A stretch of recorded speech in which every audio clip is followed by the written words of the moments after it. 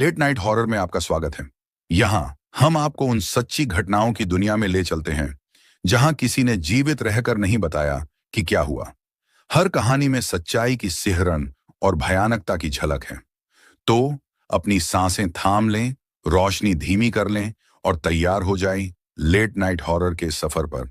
आइए जानें उन कहानियों को जो रात के अंधेरे में दबी हुई हैं और आज भी रहस्य की चादर में लिपटी हैं। लेट नाइट हॉरर में आपका डर हमारी कहानी है। काली अमावस की चुड़ैल 100 साल से हर काली अमावस की रात को गांव के उस पुराने पीपल के पेड़ के पास एक चुड़ैल आती थी। लोग उसे चीखती चुड़ैल कहते थे। उसकी चीखें इतनी भयानक होती थीं कि सुनने वाला कोई भी व्यक्ति डर से कांप जाता था। कहा जाता है कि जो भी उसे देखने की कोशिश करता वह कभी वापस नहीं आता। कई तांत्रिकों ने उसे वश में करने की कोशिश की, लेकिन वे भी उस चुड़ैल का शिकार हो गए। गांव में डॉक्टर अनुज नाम के एक युवा डॉक्टर थे जो हाल ही में शहर से यहां आए थे। एक दिन जब एक ग्रामीण उन्हें बुलाने आया कि उसके घर का एक आदमी गंभीर रूप से बीमार है, तो अनुज ने तुरंत जाने का फैसला किया। यह अमावस की रात थी। जब अनुज उस बीमार आदमी के घर पहुंचे तो उन्होंने देखा कि आदमी बहुत ही बुरी हालत में था। अनुज ने उसकी जांच की और दवा देने का फैसला किया, लेकिन तभी बाहर से एक जोरदार चीख सुनाई दी। गांव वालों ने अनुज को चुड़ैल की कहानी सुनाई और उन्हें घर के अंदर रहने की सलाह दी। डॉक्टर अनुज ने इस कहानी को अंधविश्वास समझा और बाहर जाने का निश्चय किया। बाहर निकलते ही उन्होंने देखा कि पीपल के पेड़ के पास एक धुंधली छाया खड़ी थी।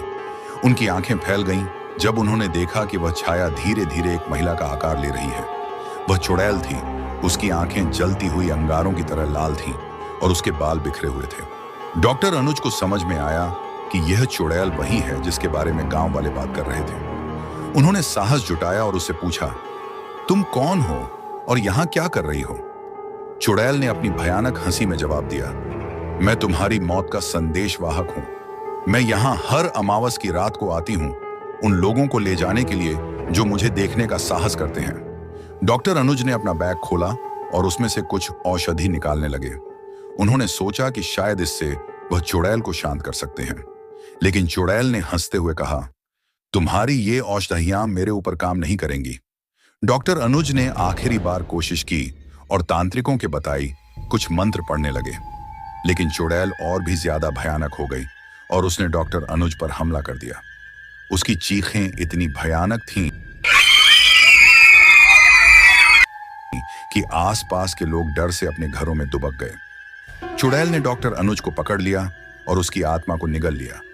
गांव वालों ने अगले दिन डॉक्टर अनुज का शव पाया और उनकी आंखें खुली थीं, जैसे कि उन्होंने कुछ बहुत ही भयानक देखा हो। उस घटना के बाद गांव के लोग और भी ज्यादा डर गए।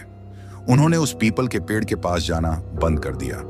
हर काली अमावस की रात अब भी उस पेड़ के पास से चीखें सुनाई देती थीं और गांव के लोग दरवाजे बंद करके अपनी प्रार्थनाओं में लगे रहते थे।